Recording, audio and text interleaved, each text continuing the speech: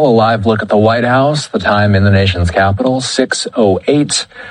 Let's talk about some White House-related headlines. President Trump has said that he wants to set the fiscal year 2027 military budget at $1.5 trillion. That's up from a prior target of $1 trillion. It's well above recent defense top lines. It's a 50% increase. Retired Marine Intelligence Officer, National Security Analyst, and host of the Strat podcast, Hal Kempfer, is here checking in with us. Do I have it right that we don't normally bump our military spending like this unless we're typically in wartime? That's when we see raises like this, right? Yeah, Austin, you're absolutely correct. You have to go back to World War II to see something this big. Now, we did bump. I mean, over the period of the Vietnam War, there were significant increases in defense spending, but it wasn't all in one 50% jump. There were also big increases in defense spending after 9/11 that we saw, and we did that through borrowing a lot of money. But to do something, but again, I would say that's the Vietnam War, and that was the war on terror. So you're looking at, major wars going on there. And right now we have, I don't know if you want to call Venezuela, I'm not sure what you call Venezuela, but we're not in a war. But what we are looking at is at China.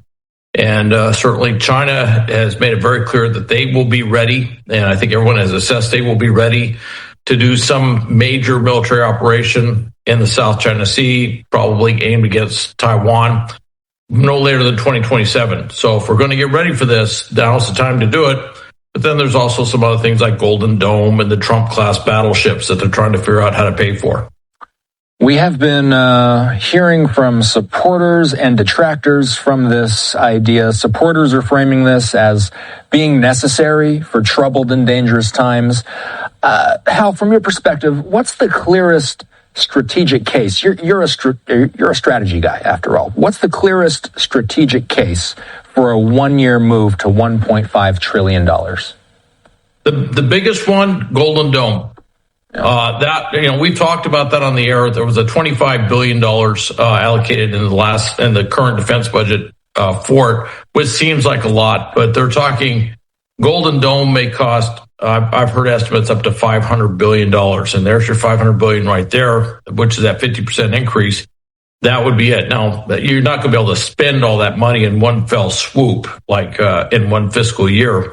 But that would be the biggest one, and that is based on the threat assessment of what's out there and the number of countries that have ballistic missiles, the number of the proliferation of nuclear weapons, weapons of mass destruction beyond, outside of nuclear weapons like chemical, biological, things like that.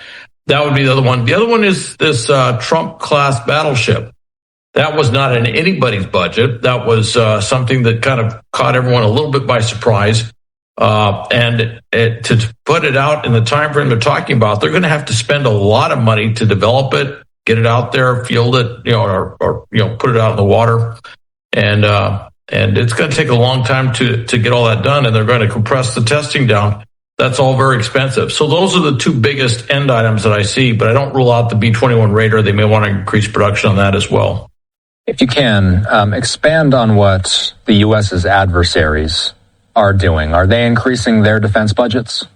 Everybody is increasing their defense budgets. Europe is increasing its defense budgets, and not without a little bit of U.S. cajoling. Japan is increasing its defense budget. Thing is, China's been spending a tremendous amount of money building up this huge Navy, this huge Army, this huge Air Force. They have become our near peer competitor on the strategic, global strategic stage, if you will. The other thing that happened as part of the Ukraine war, or the war in Ukraine, is that Russia has completely flipped its economy into a war economy, and it's not seeing that Russia can really flip its economy back anytime soon. So the fear is that they're just going to keep producing more arms. Now, they may run out of money at some point. I think that's very likely this year, that they're going to run into some serious fiscal constraints and have some huge macroeconomic issues that will slow them down. But they're not going to shift. And so if the U.S. is going to, we're in NATO, we're still there. The Middle East is still volatile. Iran is still dangerous.